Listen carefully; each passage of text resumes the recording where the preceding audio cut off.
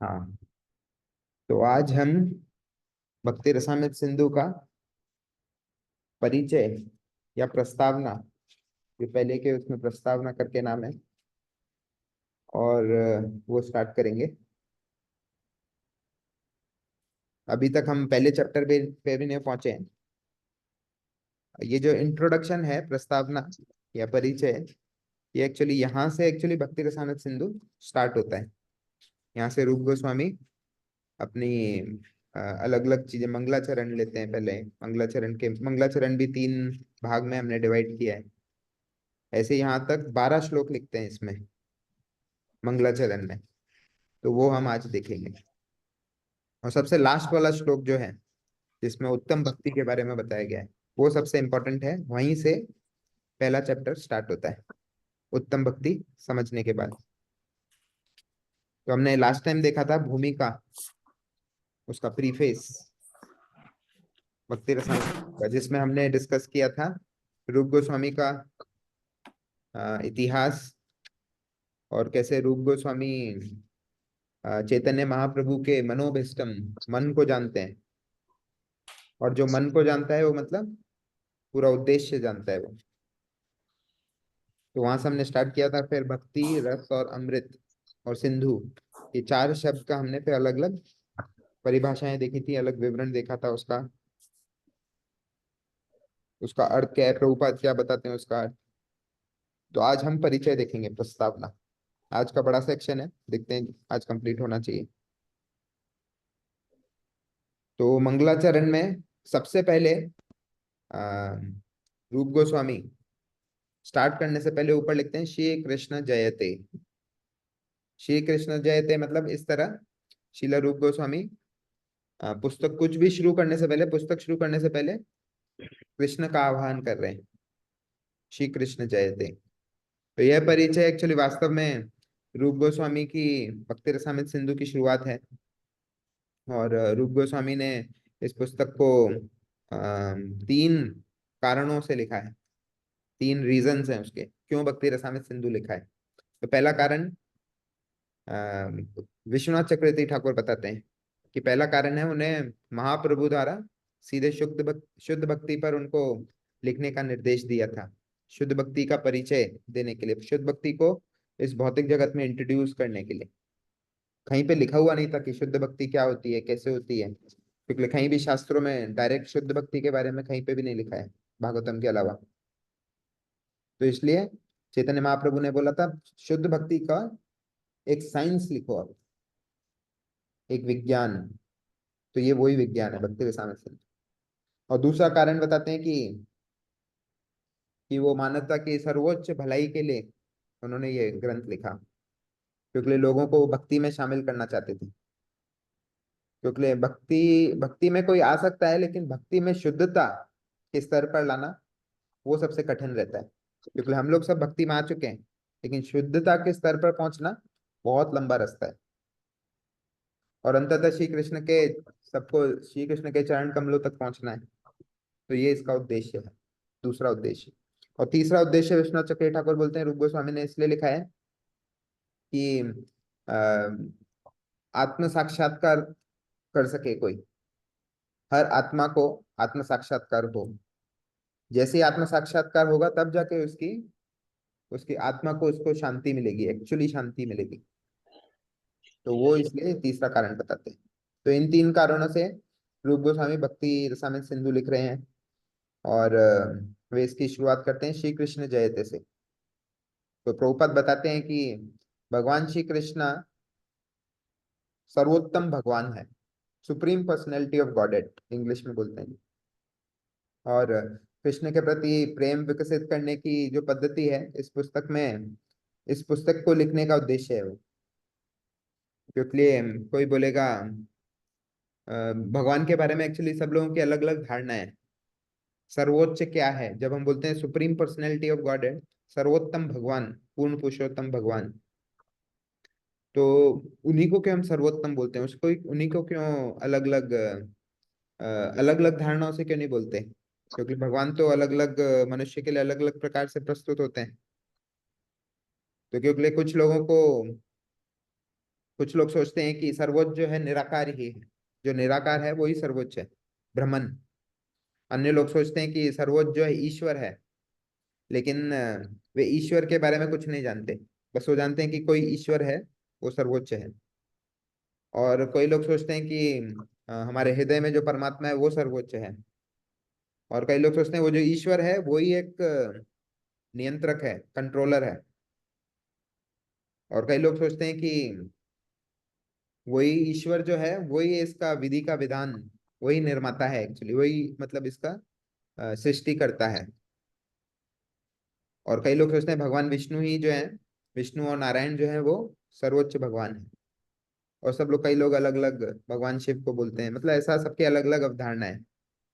लेकिन यहाँ रूप जो है, रूप गोस्वामी महाप्रभु के अनुसार उनका अनुसरण करते हुए वो एक्चुअली इसमें बता रहे हैं कि भगवान कौन है, भगवान की अंतिम स्थिति क्या है। तो अंतिम स्थिति क्या है? श्री कृष्ण।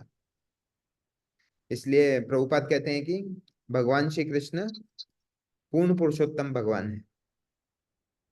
तो उससे पहले जब प्रभुपाद ने जब कोई पुस्तक नहीं लिखी थी, उससे पहले पूर्ण पुरुषोत्तम भगवान जो है कहीं पे लिखा नहीं था। सुप्रीम पर्सनैलिटी ऑफ गॉडेड किसी ने लिखा नहीं था आज तक पुस्तक में। सब लोग लिखते थे श्री कृष्ण भगवान, सर्वोच्च भगवान। लेकिन जब प्रभुपाद ने लिखा तो वो लिखा सर्वोत्तम पूर्ण पुरुषोत्तम भगवान। उनके ऊपर कोई नहीं है, वो आखिरी स्थिति है, supreme personality of God head. अगर गॉड में सबसे हेड जो है वो है भगवान कृष्ण। तो उसके बाद फिर रूप गोस्वामी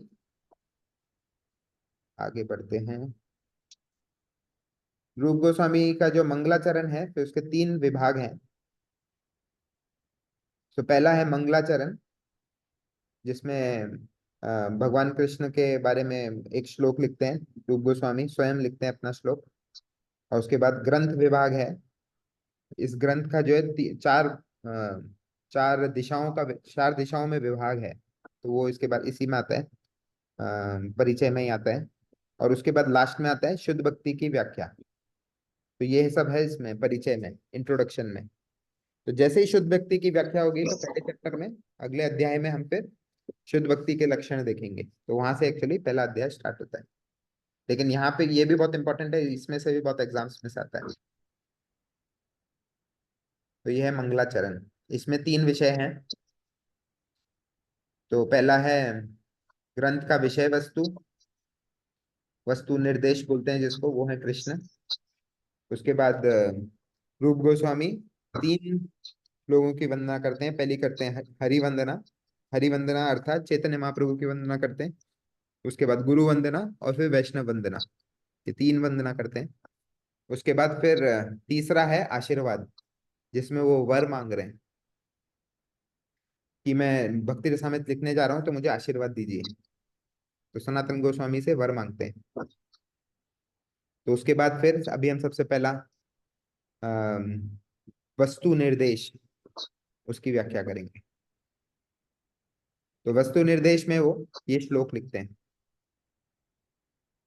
अखिल रसामृत मूर्ति परस्मा रुचि रुद्र तारका पल्ली कलिता श्याम ललितो राधा प्रेम विदुर जयति। तो यह भगवान कृष्ण के बारे में बहुत ही अंतरंग जानकारी है। और रूप गोस्वामी द्वारा सभी विभिन्न बिंदुओं और पहलुओं पर विस्तृत चर्चा और व्याख्या की जाएगी, इन सब शब्दों पर। अखिल रसामृत मूर्ति परस्पर रुदि रुचि रुद्र तारका पल्ली, अभी नेक्स्ट उसमें हमारा यही है। तो जैसे अखिल रसामृत मूर्ति, इसका अर्थ क्या है? भगवान श्री कृष्ण वृंदावन में सभी रसों के भंडार हैं। और उसके बाद परस्पर रुचि, तो वो अपनी सुंदरता के प्रसार से, मतलब अपनी सुंदरता के प्रसार से क्या कर रहे हैं? रुद्र तारका पल्ली कलिता श्याम ललितो और राधा प्रेयान, ये तीनों एक साथ हैं। तो वे तारका और पालिका प्रमुख गोपियों में छोटी कद की हैं और नामक गोपियों को नियंत्रित करते हैं। तो अलग अलग प्रकार की गोपियां हैं, अलग अलग प्रकार की मंजरियां हैं, वो भी आगे बताएंगे। तो कृष्ण की तुलना यहाँ पे रसामृत के साथ की गई है। अखिल रसामृत मूर्ति, वो रस के एक भंडार है। और उसके बाद नीचे आता है राधा प्रेयान, वे अपने उत्तम गुणों से राधा को सबसे अधिक प्रसन्न करते हैं। विधुर जयति, लेकिन इस पूरे श्लोक में कहीं पे भी कृष्ण का नाम नहीं आया, बाकी सबका नाम आ गया। तो यहाँ पे जो विदुर है, जिसका अर्थ है वे सभी पापों का नाश करने वाले, सभी सुखों को देने वाले और परम आनंद के स्वरूप हैं। इसके बहुत सारे अर्थ हैं विदुर के। तो यहाँ पे विदुर बोला जाता है कृष्ण को पॉइंट कर रहा है। और जयति मतलब उनके गुणगान सभी से श्रेष्ठ हैं। तो कृष्ण की तुलना, इसका एक और अर्थ आता है ये श्लोक का, जिसमें विश्वनाथ चक्रवर्ती ठाकुर बताते हैं, जिसमें कृष्ण की तुलना चंद्रमा से की गई है। और इसमें जो तारका, पल्ली, कलिता, ललिता, श्याम, ये सब जो है, श्यामा, ये सब जो है गोपियां, सब सितारों के समान है। कृष्ण को तो चंद्रमा बताया गया है और सब गोपियों को सितारे बताया गया है। तो जैसे जब चंद्रमा पूर्ण होता है, जो बहुत उज्जवल होता है, तब चंद्रमा की चमक के कारण आकाश में सारे तारे छुप जाते हैं, दिखते नहीं है। तो इसी तरह श्री कृष्ण की जो चमक है, कृष्ण की जो अद्भुत चमक है, आकर्षक शक्ति है, उसने सभी गोपियों को की शक्ति को एक्चुअली ग्रहण कर लिया है। वो सब बेबस हो गए, उनकी शक्ति ग्रहण कर ली है और उन्हें पूरी तरह से अपने नियंत्रण में ले लिया है। तो वो कौन है? वो है श्री कृष्ण। तो इसका ये दूसरा अर्थ है, कृष्णनाथ चक्रवर्ती ठाकुर जी बोलते हैं। तो इसमें कृष्ण के परम परम आनंद रूप अमृत मूर्ति में सभी 12 रस हैं, इसलिए उसको बोला उनको बोला जाता है अखिल रसामृत मूर्ति। और अखिल रसामृत मूर्ति, अखिल मतलब सबसे पहले, सबसे शुरुआत में, अखिल रसामृत मूर्ति। उनके उनके उनके बराबर का कोई है ही नहीं। सबसे शुरुआत में अगर लिस्ट में करते हैं ना, लिस्ट बनाते हैं, तो लिस्ट में जो सबसे टॉप पे रहता है उसको बोलते हैं अखिल। तो अखिल रसामृत मूर्ति, तो वो है कृष्ण, सभी रसों के सागर। और अखिल रसामृत मूर्ति क्योंकि वो 12 रस के कृष्ण में है। 12 रस में से 5 रस मुख्य रस हैं और बाकी 7 जो है गौण रस हैं। और तो शिव फिर ये जो है कैसे भगवान कृष्ण जो है 12 रस में एक साथ कैसे, अ, रस के भंडार कैसे हैं, 12 रसों के भंडार। तो वो एक्चुअली भागवतम में एक श्लोक आता है 10वें स्कंद में, 43वां अध्याय 17वां श्लोक, उसमें बताया गया है कैसे कैसे एक ही लीला में वो सभी अलग अलग प्रकार के रसों का आस्वादन कर रहे हैं। ये फेमस श्लोक है।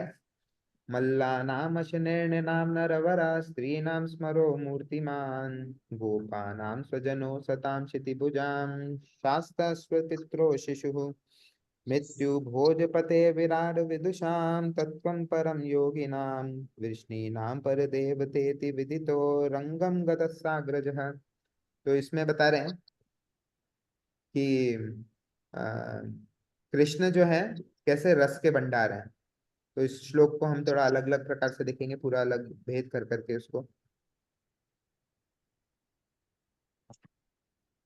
तो मल्ला नाम अशनेर, मल्ला नाम मतलब जितने भी उधर पहलवान थे,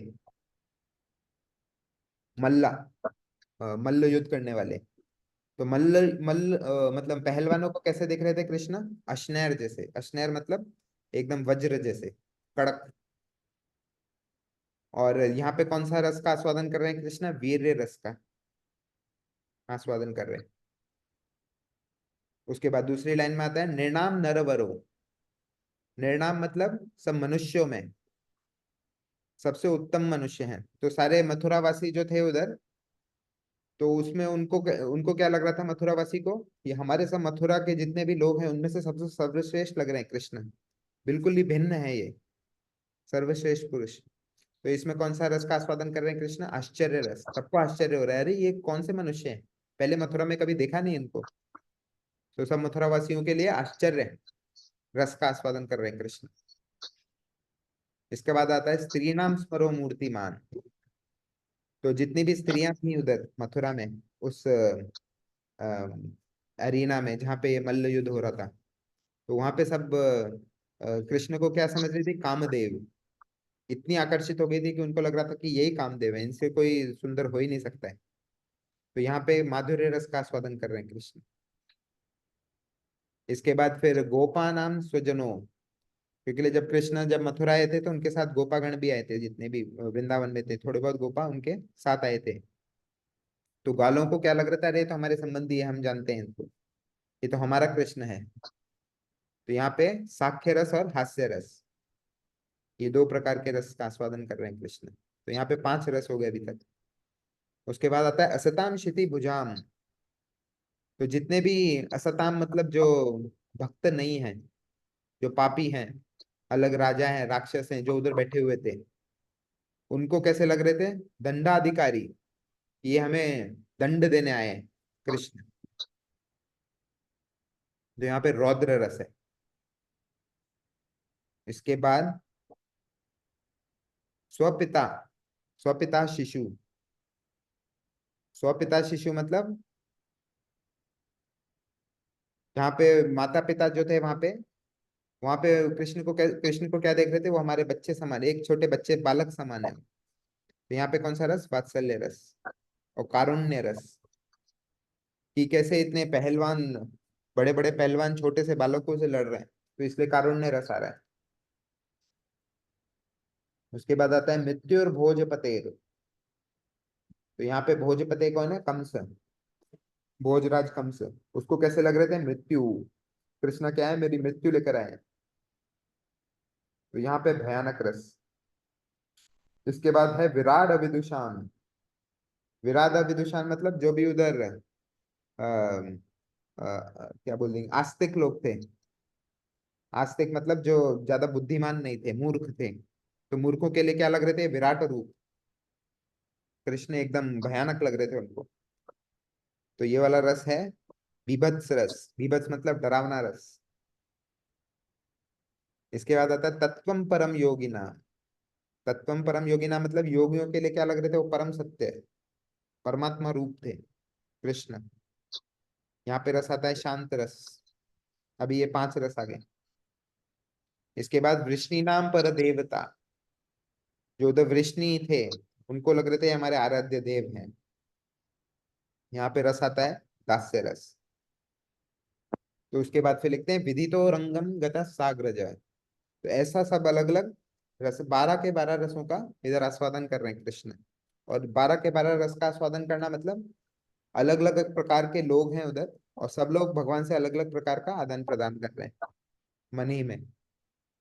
तो ये सब होने के बाद उस रंग क्षेत्र में जहाँ पे मल्ल युद्ध हो रहा था, वहां पे किसके साथ अंदर गए वो, साग्रज, अपने बड़े भाई के साथ चलते हुए अंदर गए वो, बलराम जी के साथ। तो ये इसमें पता चलता है कि कैसे वो अखिल रसामृत मूर्ति है, सारे रसों का भंडार है। उसके बाद हम देखेंगे विदु। उसमें जो विदु शब्द आता है, जैसे मैंने बोला विदु किसको दर्शाता है, वो बताता है कृष्ण, ग्रंथ का लक्ष्य बताता है कि कृष्ण है वो, कि श्री कृष्ण ही सर्वोच्चता, विदुर जयति। तो क्यों है, क्योंकि उनमें विशेष गुणों के विशेष गुण है बहुत कृष्ण में, क्योंकि बाकी लोगों में नहीं है। अभी हम वो गुण देखेंगे, क्या गुण है वो स्पेशल। सबसे पहले तो उनके हृदय में क्या है, हृदय के आसपास में क्या है, श्रीवत्स चिन्ह है। और सब दुख हारी हैं, सबके दुख हर लेते हैं वो। क्योंकि ये जो अलग अलग अभी आएंगे कारण जो आएंगे, मैं पहले सारे कारण बता देता हूँ। हाँ, सर्वश्रेष्ठ, क्योंकि वो तेराधीश हैं, तो सबके जो अलग अलग भागवतम में इसका रेफरेंस दिया है रूप गोस्वामी ने, कि कहाँ से मैं बोल रहा हूँ, ऐसे ही मन से नहीं बोल रहा अपने। जब जैसे पहले, यस प्रभु एक बार दोबारा बोलेंगे, कुछ प्रश्न है क्या।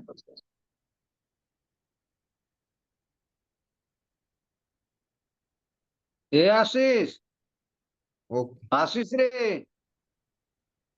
एक सेकेंड म्यूट करते हैं। हम्म। तो सब दुख हारी, सबके दुख हरण करते हैं। जब भीष्मा अ, अपने बाणों की शैया पे लेटे हुए थे, तो उस समय जब वो याद करते हैं कि कैसे कृष्णा ने अर्जुन को बचाया पूरे युद्ध में, क्योंकि अर्जुन को मारने के लिए पूरी 16 जितने भी पूरी आर्मी थी कौरवों की, सब अर्जुन के खिलाफ ही थी। एक बार अर्जुन मर जाए तो पूरा युद्ध बंद हो जाए। तो अर्जुन को कैसे कृष्ण ने बचाया पूरे युद्ध में, भीष्मा वो याद कर रहे हैं उस पे बाणों की शैया में सोते हुए। तो और वो भी याद कर रहे हैं कि जिस जिसने उस युद्ध में भगवान कृष्ण के दर्शन किए, वो एक्चुअली सबका एक्चुअली क्या हो गए, मुक्त हो गए सब लोग। सब मुक्ति प्रदान किया कृष्ण ने डायरेक्ट सबको, जिस जिसने कृष्ण का दर्शन लिया। क्यों? क्योंकि जैसे ही वो मर रहे थे तो कृष्ण का स्वरूप देख रहे थे सामने, तो इसलिए उन सबको पांचों में से कोई एक मुक्ति मिला। तो ऐसे इसलिए क्या है, वो सब दुख हारी। और उसके बाद क्या बोलते हैं, सर्वश्रेष्ठ। इन चार कारणों के कारण, इन ये ऊपर जो टोटल 6 कारण लिखे हैं, इन 6 कारणों के वजह से उनको विदु बोला गया है। विदु। तो सर्वश्रेष्ठ कैसे हैं वो, ये उद्धव बता रहे हैं विदुर को कि अ, कृष्णा जो है, जितने भी भौतिक जगत में सब बड़े बड़े राजा हैं, कंट्रोलर्स हैं, वो एक्चुअली कंट्रोलर छोड़ो, सारे देवी देवता उनके चरण आके अपना मस्तक उनके चरणों पे लगाते हैं। तो इसलिए वो क्या है, त्रयाधीश, तीनों लोकों में अधीश है। उसके बाद क्या बोला गया, अत्यानंद देने वाले। तो ये सुखदेव गोस्वामी बोल रहे हैं, ये जो नीचे 3 श्लोक बोले हैं, सुखदेव गोस्वामी बोलते हैं कि कृष्णा को देखना एक्चुअली हमारी आंखों के लिए उत्सव है। और क्योंकि इसमें गोपियां बोलती हैं कि अरे ये भगवान ब्रह्मा ने ये इतनी गलती की है, हमारे आंखों के सामने ये पलकें बना दी हैं, जो कि हमारा दर्शन को बीच में अवरोध दे रही है। पूरी तरह हमारा भगवान का दर्शन नहीं हो पा रहा है। इतने आकर्षक हैं, इतने आनंद देने वाले हैं।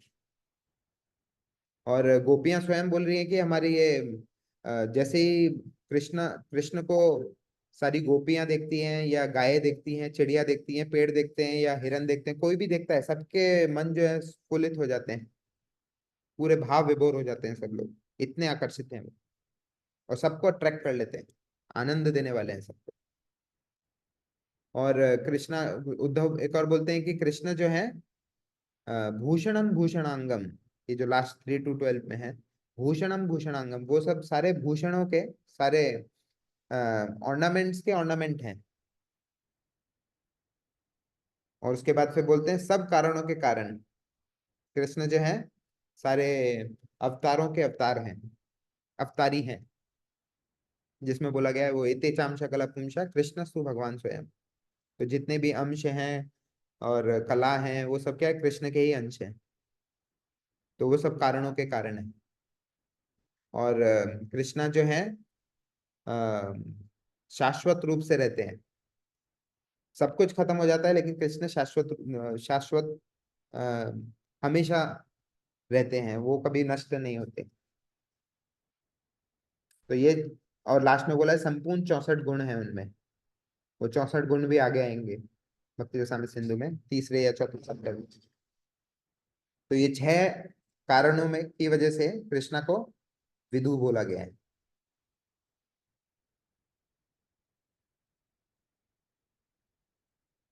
अभी तीसरा है, ऊंचे माधुर्य रस के गोपियों को आकर्षित करते हैं। अभी यहाँ पे जो गोपियों के नाम बोले थे ना सारे, तारका, पल्ली, ललिता, श्यामा, तो कैसे सभी रसों में माधुर्य रस जो है सर्वोच्च है।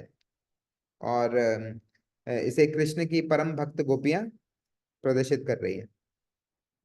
तो इसी प्रकार जो है मंगलाचरण का जो श्लोक है, उसमें जो कृष्ण और गोपियों के रिश्ते को दर्शाया गया है।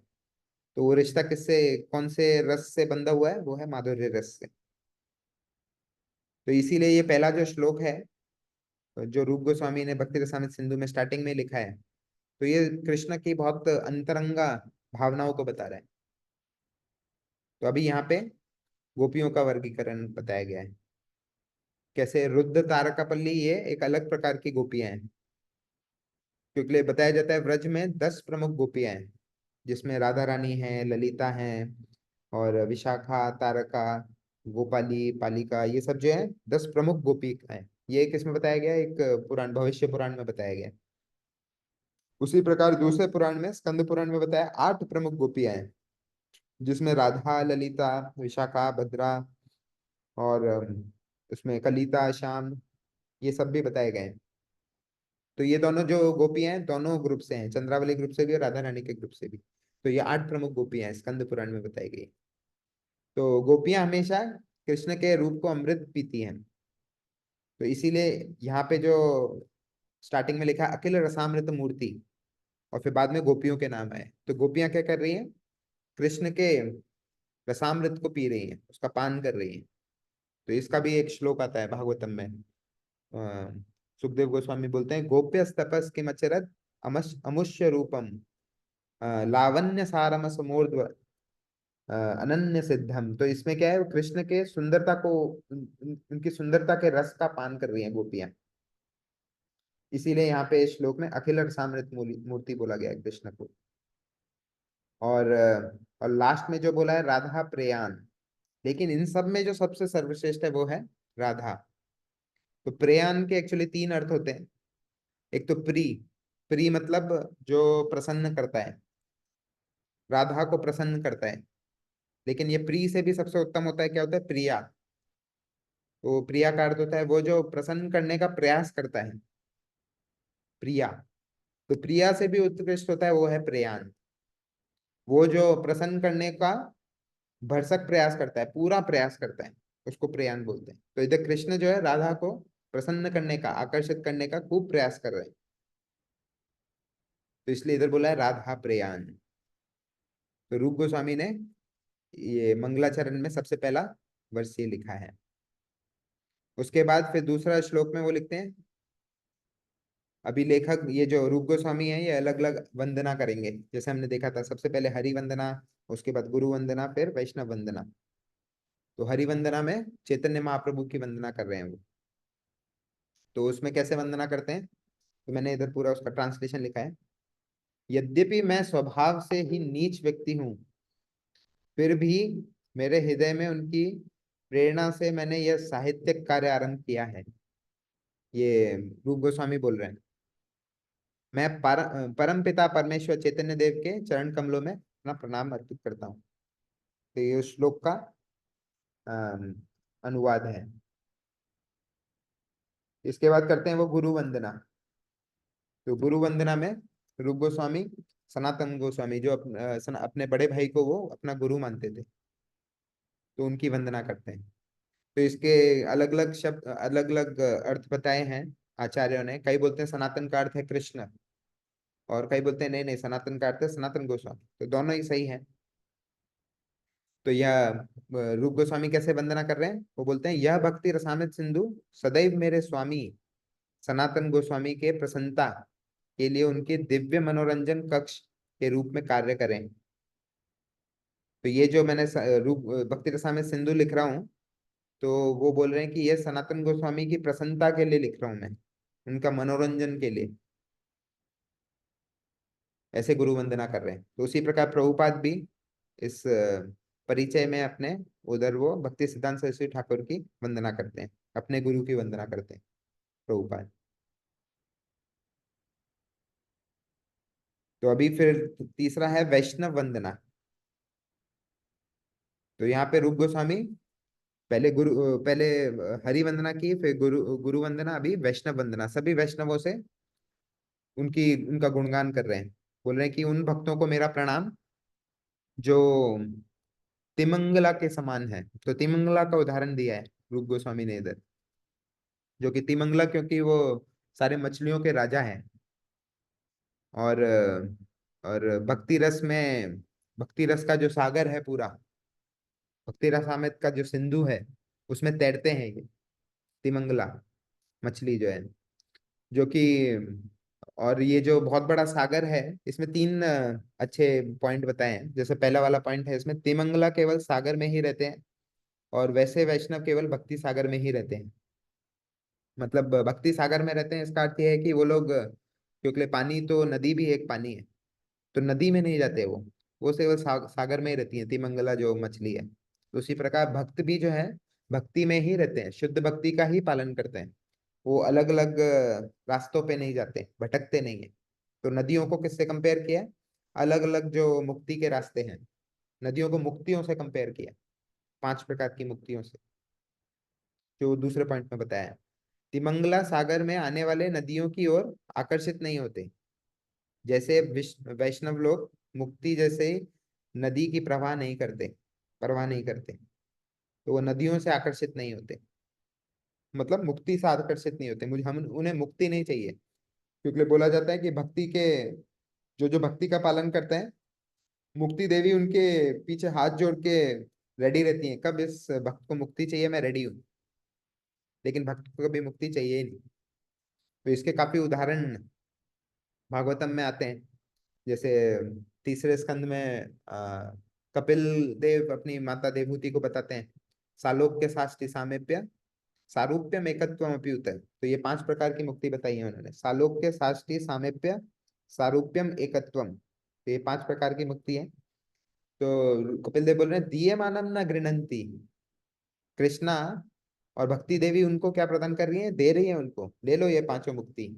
लेकिन भक्त क्या बोल रहा है? विना मत सेवनम जना, मुझे ये सब नहीं चाहिए, मुझे क्या चाहिए? केवल सेवा, आपकी सेवा चाहिए बस। अगर सेवा के साथ ये मुक्ति आ रही है तो मैं मुक्ति लेने के लिए भी रेडी हूँ। लेकिन सेवा नहीं है तो मुक्ति नहीं चाहिए। सेवा सबसे इंपॉर्टेंट है। और भी बोलते हैं, मत सेवया पतितम ते सालोक्य आदि चतुष्टयम। ये चारों मुक्ति मुझे नहीं चाहिए। और बोलते हैं, निच्छन्ति सेवया पूर्णा कुतोन्यत काल विप्लुतम। तो ये कृष्ण बोल रहे हैं दुर्वासा मुनि को। क्या बोल रहे हैं? जब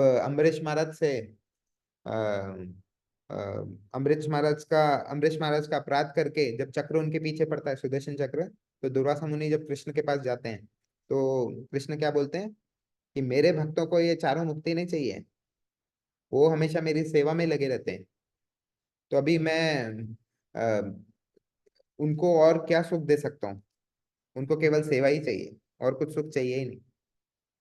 तो इसलिए कैसा बताया गया है, भक्ति में जो है ये मुक्ति जो है एकदम बहुत छोटी हो जाती है, नदी के समान हो जाती है। और भक्ति क्या है? एक सागर समान। तो सागर को नदी की कुछ परवाह नहीं होती है। इसीलिए जो तिमंगला है, भक्त लोग हैं, उसी सागर में रहते हैं, भक्ति रस सागर में रहते हैं। वो कभी नदी में नहीं जाते, मुक्ति रूपी नदी में नहीं जाते। फिर तीसरा कंपैरिजन किया है, तिमंगला जो है मछुआरा के जाल में नहीं आता है कभी। उसी प्रकार वैष्णव जो है यमपाश में नहीं आते हैं, वो कभी भी काल के प्रभाव में नहीं आते हैं। ये क्योंकि तिमंगला मछुआरों के जाल में क्यों नहीं आती है? क्योंकि तिमंगला इतनी भारी बड़ी मछली है, वो समुद्र के नीचे रहती है, बहुत गहराई में रहती है। और मछुआरा केवल ऊपर ऊपर की मछलियों को पकड़ता है। तो इसीलिए यमराज भी स्वयं बोलते हैं, यमदूतों को क्या बोलते हैं? अ, ते देव सिद्ध परिगीत पवित्र गाता, ये साधव समदृशो भगवत प्रपन्ना। तो यमदूतों को बोलते हैं वो, कि कोई भी जो है भक्त के पास नहीं जाएगा आज के बाद, जितने भी भक्तगण हैं उनके पास कभी नहीं जाने का। क्यों? ये साधवा समदृशो भगवत प्रपन्ना, क्योंकि वो साधु लोग कौन है? समदृशो, उनकी दृष्टि जो है सबके प्रति समान है। भगवत प्रपन्ना, और वो भगवान पर पूरे न्यौछावर हो चुके हैं। तान्नो प्रसीदत हरे गदया विगुप्तान। और भगवान कृष्ण अपनी गदा से उनकी सुरक्षा कर रहे हैं। तान्नो प्रसीदत हरे गदया विगुप्तान, स्वयं अपनी गदा से उनकी रक्षा कर रहे हैं। तो इसलिए यमराज क्या बोलते हैं, नैश्याम वयम न च भय प्रभवाम दंडे, उनके पास कभी नहीं जाने का। क्योंकि लिए भगवान उनकी स्वयं रक्षा कर रहे हैं। वो भगवान जिनके अंडर समय कार्य करता है, तो समय जिसके हाथ में है उनके पास कभी नहीं जाने का। तो इसीलिए तिमंगला मछली से भक्तों की इसमें तुलना की गई है रूप गोस्वामी ने वैष्णवों की। वैष्णव बोले कि कौन है? तिमंगला मछली के समान सागर में।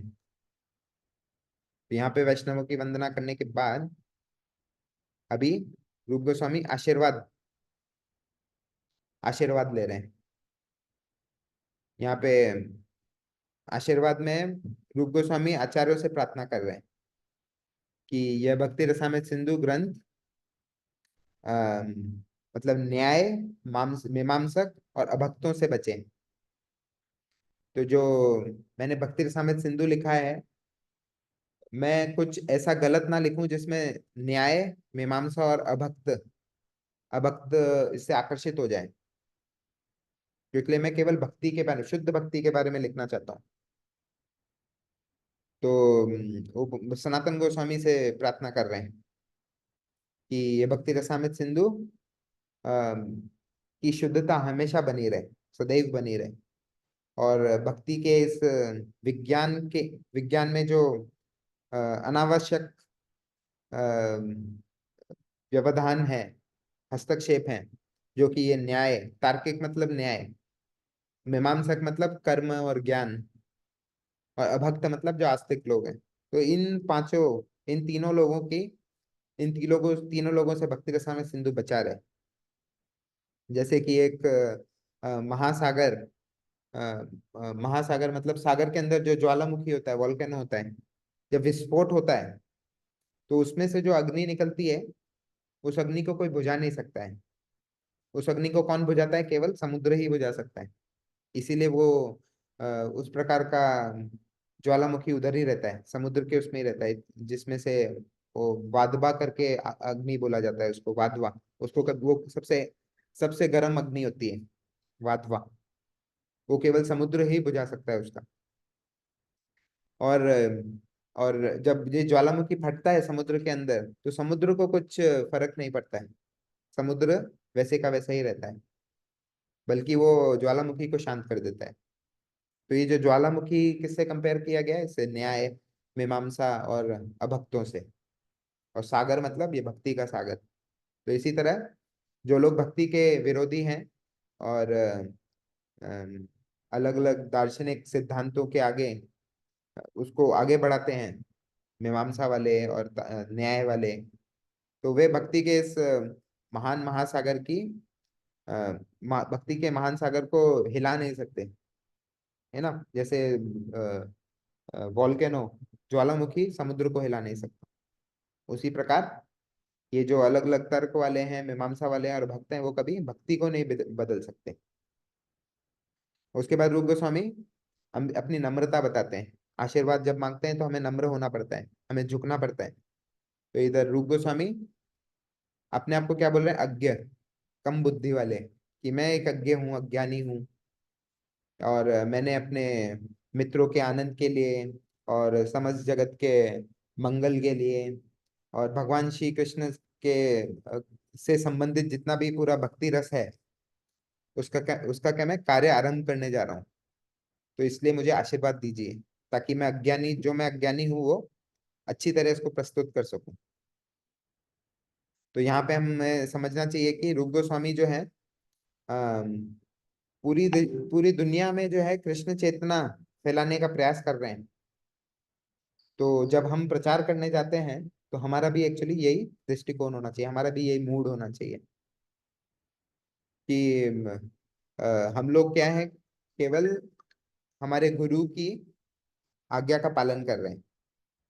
और सभी और हमें हमेशा अपने आप को पिछले जितने भी पीछे पुराने आचार्य हैं, उनका साधन मानना चाहिए, कि उनके आधार पर ही हम आगे बढ़ रहे हैं, प्रचार कर पा रहे हैं।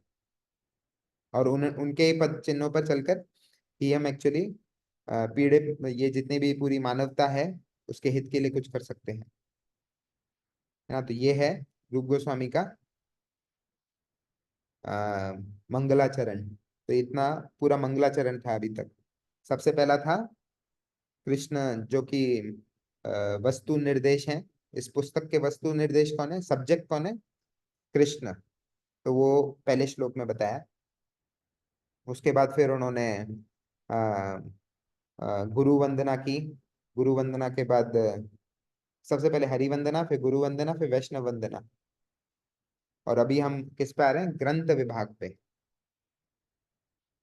तो इस भक्ति रसामृत सिंधु के परिचय में, इंट्रोडक्शन में, ग्रंथ के विभाग किए हैं, 4 विभाग किए हैं भक्ति रसामृत सिंधु के रूप गोस्वामी ने। इसमें बताते हैं वो पूर्व, पश्चिम, दक्षिण और उत्तर। क्योंकि जो सागर होता है, सागर को हम नाप नहीं सकते। कि नॉर्थ में मतलब उत्तर में इधर खत्म हो रहा है, पूर्व में इधर खत्म हो रहा है, पश्चिम में इधर, दक्षिण में इधर। तो ऐसा खत्म नहीं हो रहा है, इसलिए इसको पूर्व सागर, पश्चिम सागर, दक्षिण सागर और उत्तर सागर, तो ऐसे विभाग में रूप गोस्वामी ने इसको 4 विभाग में किया है। तो पूर्व विभाग जो है भक्ति रसामृत सिंधु में, सॉरी, प्रभुपाद के नेक्टर ऑफ डिवोशन में 119वां चैप्टर है। और पश्चिम भाग जो है 20 से 34 अध्याय हैं। और दक्षिण विभाग जो है 35 से 44। और उत्तर जो है 45 से 52। तो टोटल 52 अध्याय हैं। तो हम लोग केवल इस भक्ति शास्त्री में पहला विभाग करेंगे, पूर्व विभाग 1 से 19। अब इन चारों विभागों में जो तरंगे हैं, जो वेव्स हैं, वो भी अलग अलग प्रकार की हैं। तो पूर्व विभाग में 4 प्रकार की तरंगे हैं।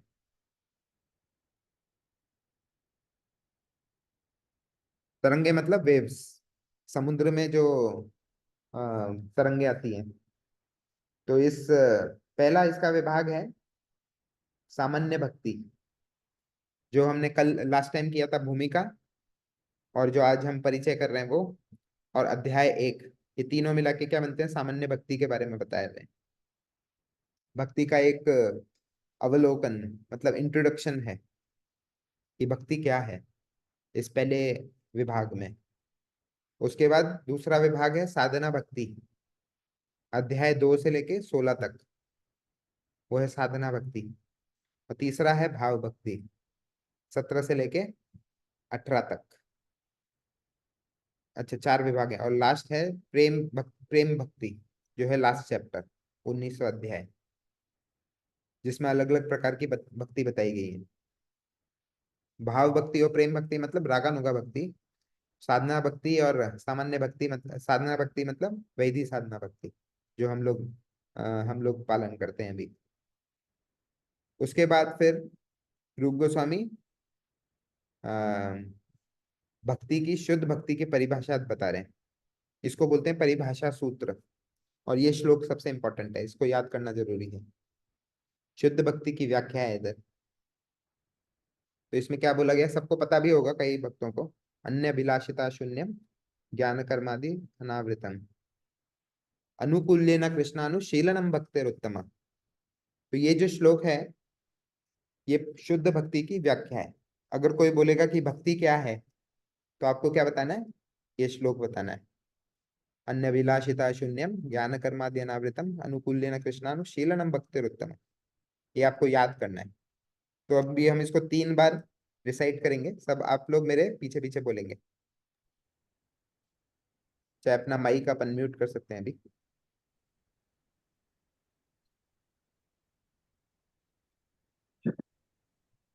रेडी? यस प्रभु। ओके।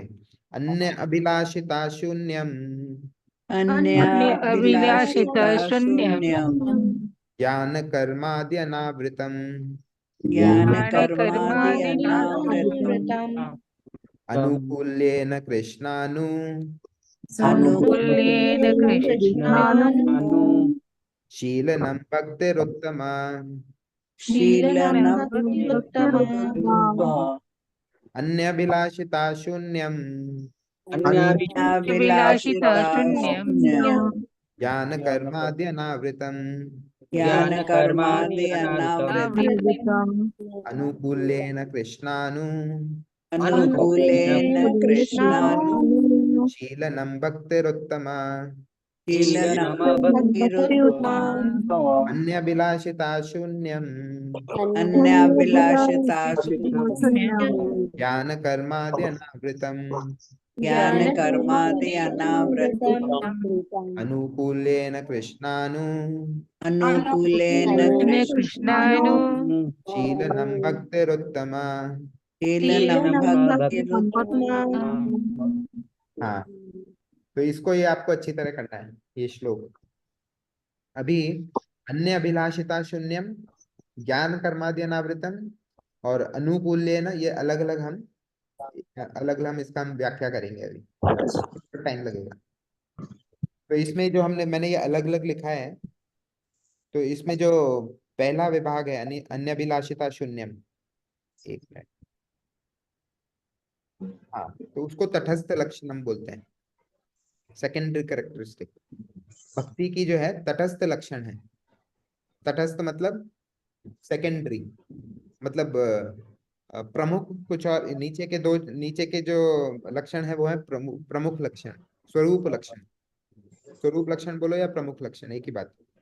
स्वरूप लक्षण अर्थात भक्ति का स्वरूप है वो। नीचे जो लक्षण है ना, अनुकूल्य न कृष्णानुशीलनम भक्तिरोत्तम, अगर ये लक्षण नहीं है नीचे के तो आप भक्ति नहीं कर रहे हैं। और ऊपर के तटस्थ लक्षण भी नहीं है।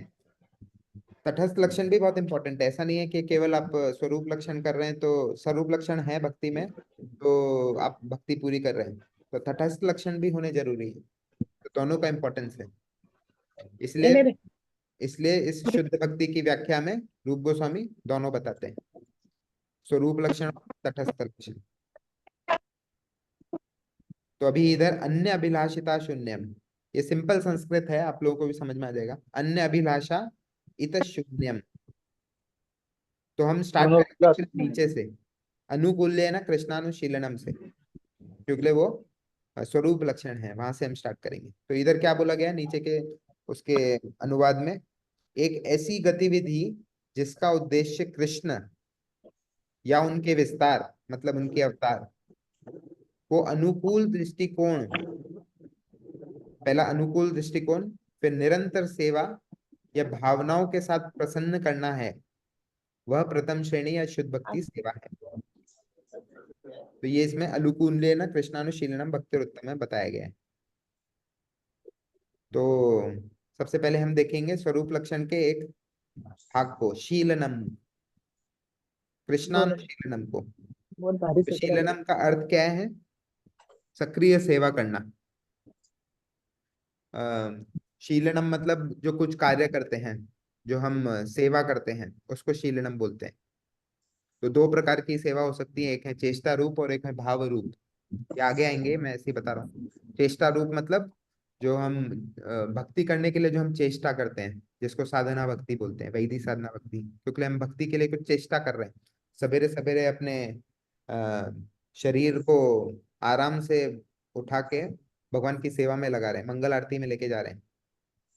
तो जो हम मन बुद्धि सॉरी हमारे शरीर मन और शब्दों से जो हम सेवा करते हैं, तो उसको चेष्टा रूप सेवा बोलते हैं। इसको चेष्टा रूप को और भी बोलते हैं बीएमडब्ल्यू से जो सेवा करता है। बीएमडब्ल्यू का अर्थ है बॉडी माइंड और वर्ल्ड, शरीर मन और शब्द। जब हम ये तीनों से हम भगवान की सेवा करते हैं उसको, और चेष्टा करके, क्योंकि शरीर से हम चेष्टा ही कर सकते हैं और कुछ कर नहीं सकते, इच्छा करके चेष्टा ही कर सकते हैं। इच्छा भी अपने आप पूरी नहीं होती है, लेकिन हम चेष्टा जो हम अपनी तरफ से करते हैं वो हम अपनी तरफ से कर सकते हैं। उसमें बाहर से हमें कुछ वो नहीं चाहिए, मदद नहीं चाहिए। तो इसलिए ये चेष्टा रूप बोला जाता है साधना भक्ति को। यहाँ पे चेष्टा चाहिए। और दूसरी है भाव रूप, जिसमें हम अपने भाव से और प्रीति से भगवान की सेवा कर रहे हैं, तो वो होती है रागानुगा भक्ति। पहली हो गई साधना भक्ति, दूसरी हो गई रागानुगा भक्ति, जिसमें अलग अलग प्रकार के भाव आते हैं, प्रीति भाव, निराशा भाव, विषाद भाव। तो ये सब भाव भक्ति और प्रेम भक्ति का है, वो रागानुगा भक्ति है। तो ये दो प्रकार की चेष्टा है शीलनम में, मतलब सेवा करना। क्योंकि ये भक्ति है ना, तो भक्ति में सब कुछ आ जाएगा। भक्ति के बारे में, ये भक्ति की परिभाषा में सब कुछ आ जाएगा। तो शीलनम में दो प्रकार की साधनाएं आ गई, एक आ गई वैदिक साधना और दूसरी आ गई रागानुगा साधना। उसके बाद आता है अनु, इसमें बोला अनुशीलनम। अभी हम जो सेवा कर रहे हैं, अपने मन से कुछ सेवा नहीं करना है, मन गढ़ंत सेवा नहीं करना है। इसलिए स्टार्टिंग में रूप गोस्वामी ने क्या लगाया, अनुशीलनम। जो परंपरा में बताया गया है, जो आचार्य ने बताया, जो आपको गुरु ने बताया, वो है अनुशीलनम, वो ही सेवा करनी है। परंपरा का अनुगमन करना, अपने मन से कुछ ऐड नहीं करना, तो उसको बोलते हैं अनुशीलनम। फिर बताया कृष्णानुशीलनम। अनुशीलनम किसका, किसके लिए शीलनम कर रहे हो, किसके लिए आप सेवा कर रहे हो? कृष्णा। इधर ना बोला है अखिल रसामृत मूर्ति, इधर ना बोला है सर्वश्रेष्ठ भगवान, या भगवान भी नहीं बोला, ना पूर्ण पुरुषोत्तम भगवान, कुछ नहीं बोला। डायरेक्ट क्या बोला है? कृष्णानुशीलनम, कृष्णा के लिए परंपरा का अनुगमन करके सेवा करना, वो है कृष्णानुशीलनम। ये स्वरूप लक्षण है, ये भक्ति का सबसे पहला लक्षण है। तो अर्थात कभी कभार भक्ति को क्या बोला जाता है? सेवा। कि मैं भक्ति कर रहा हूँ मतलब मैं सेवा कर रहा हूँ, भगवान की सेवा कर रहा हूँ। तो वो सेवा जो हम बोलते हैं कहाँ से आया है? कोई अगर पूछेगा आपको कि भक्ति को, मैं तो भक्ति कर रहा हूँ, आप क्या सेवा सेवा लगाते बोलते रहते हो बीच बीच में, भक्ति कैसे सेवा है? तो आपको ये डेफिनेशन बताना है। भक्ति की क्या डेफिनेशन है? कृष्णानुशीलनम, कृष्णा के प्रति जो हम सेवा करते हैं वही भक्ति है। ठीक है, यह है स्वरूप लक्षण पहला। तो उसके बाद फिर बोलते हैं कि कैसे करें गुरु सेवा, कैसे करें और गुरु के निर्देशन में कैसे वो पालन करें गुरु के निर्देशों का। तो इसलिए प्रभुपाद ने जो कृष्ण भावना में संघ बनाया है, इसमें जितनी भी गतिविधियां होती हैं वो सीधे जो है भगवान की आंतरिक शक्ति के नियंत्रण में होती है। कि क्योंकि आप और सवेरे सवेरे मंगला आरती करते हैं और जितनी प्रकार के भी मॉर्निंग प्रोग्राम पूरा करते हैं, भागवतम सुनना और गुरु वंदना करना और नरसिंह आरती, तुलसी आरती, ये सब जो भी हम मॉर्निंग में करते हैं, जितना भी प्रातः प्रोग्राम है कृष्ण भावना में संग, सब सारे जितने भी मंदिरों में होता है, तो वो सब क्या है? भगवान की स्वरूप शक्ति के नियंत्रण से होता है। ये माया शक्ति से नहीं होता है, भगवान की अंतरंगा शक्ति से होता है। तो जो भी कोई एक सच्चा गुरु कृष्ण और वैष्णव की कृपा से कोई भी एक भाग्यशाली व्यक्ति इसी प्रकार भक्ति प्राप्त कर सकता है। और उसके सभी प्रयास जो है इधर क्या हो जाते हैं? आध्यात्मिक हो जाते हैं, भौतिक नहीं रहते। तो जितना भी वो प्रयास कर रहा है सब आध्यात्मिक हो जाते हैं। तो इसलिए कई लोग बोलते हैं कि मेरी भक्ति तो थोड़ी डगमगाती रहती है, कभी कम होती है कभी ज्यादा होती है, लेकिन भक्ति कभी भौतिक नहीं होती है, भक्ति हमेशा आध्यात्मिक ही रहती है। तो आप जितना भी थोड़ा सा भी जो प्रयास कर रहे हैं भक्ति में आगे बढ़ने का, वो प्रयास भी क्या है? आध्यात्मिक है। वो आपके अ, आध्यात्मिक बैंक अकाउंट में जो जमा हो रहा है वो सब शाश्वत है, वो कभी नष्ट होने वाला नहीं है। वो बैंक अकाउंट, उसको बोलते हैं आध्यात्मिक सुकृति या फिर भक्ति सुकृति। तो वो भक्ति सुकृति आपको जन्मों जन्मों तक उस अकाउंट से आपको हेल्प करती है, आध्यात्मिक बैंक अकाउंट से। तो इसलिए तो हम जब शरीर मन और अपने शब्दों से, जैसे मन से हम अपनी गतिविधियों को सोचना, अपने विचारों को सोचना, विचारों को महसूस करना और इच्छा करना जो भी हम करते हैं, और शरीर से जो भी हम इंद्रियों को यूज करते हैं सेवा में, और शब्द से जो भी हम प्रचार करते हैं, तो ऐसे करके हम गुरु के निर्देशों का पालन कर सकते हैं अपने शरीर मन और शब्दों से। और जब हम अपना शरीर मन और शब्द भगवान की सेवा में यूज करते हैं तो क्या हमारे मन में इच्छा रहनी चाहिए? भगवान की प्रसन्नता के लिए। जो भी हम कार्य कर रहे हैं भगवान की प्रसन्नता के लिए कर रहे हैं, अपने विश्वास के साथ कर रहे हैं, और अनुशीलनम आध्यात्मिक गुरु के निर्देशानुसार कर रहे हैं, तो वो होती है अनुशीलनम। तो कृष्णानुशीलनम कैसे मिलेगा? गुरु एवं कृष्णा की कृपा से। क्योंकि अगर गुरु ही नहीं रहेगा तो आप किसका पालन करेंगे? क्योंकि अनुशीलनम चाहिए हमें, शीलनम भी नहीं चाहिए। शीलनम तो कोई अपने शरीर का भी कर सकता है सेवा, लेकिन अनुशीलनम मतलब कृष्णानुशीलनम मतलब कृष्णा की गुरु के चरण पद चिन्हों पे चलकर जो सेवा करना होता है उसको कृष्णानुशीलनम बोलते हैं। तो गुरु एवं कृष्णा की कृपा से ही होता है वो। क्योंकि ये भक्ति जो है आपकी चेष्टा से नहीं आएगी। भक्ति आने के लिए, शुरुआत होने के लिए गुरु और कृष्णा की कृपा चाहिए। एक बार जैसे ही कृपा हो गई उसके बाद आपकी चेष्टा चालू होती है आगे बढ़ने के लिए भक्ति में, कृष्णा से पूर्ण तरह संबंध बनाने के लिए। तो ऐसे है कृष्णा। अभी कृष्णा का अर्थ क्या है? कृष्ण क्या अकेले नहीं है। जब भी इसमें कृष्णा शब्द आता है ना, कृष्णानुशीलनम, कृष्णा में सब उनके अंश, कला, उनके अवतार, विभिन्न अंश, शक्तियां जितनी भी है, सब कुछ उसमें आ गया।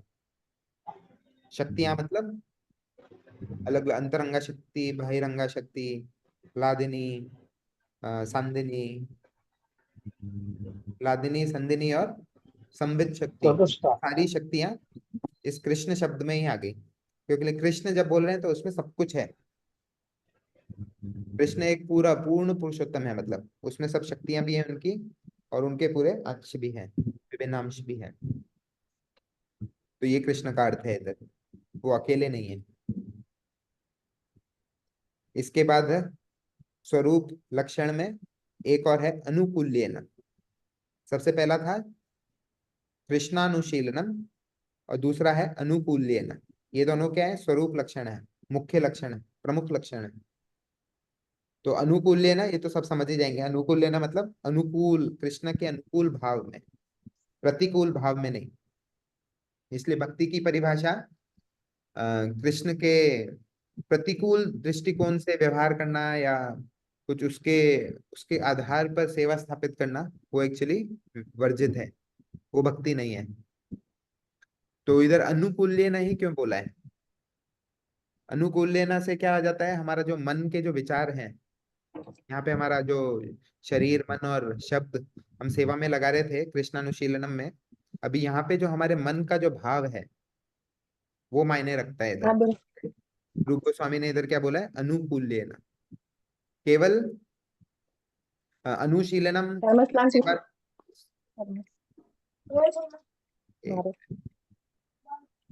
Mute all.